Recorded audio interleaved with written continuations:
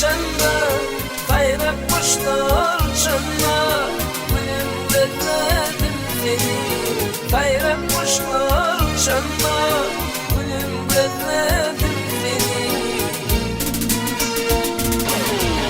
Baktım gelin dağlara, perçeminli bağlara.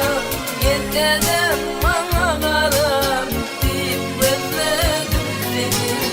Geceler bana kara, deyip özledim seni.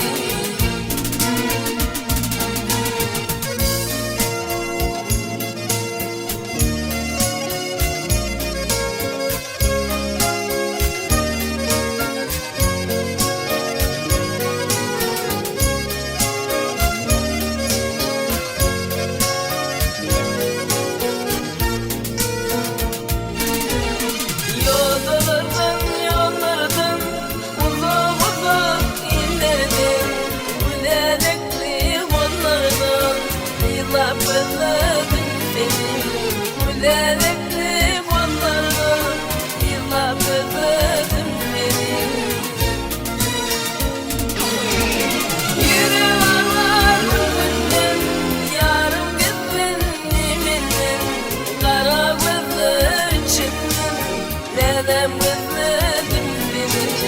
Kara gözler içinden, dedem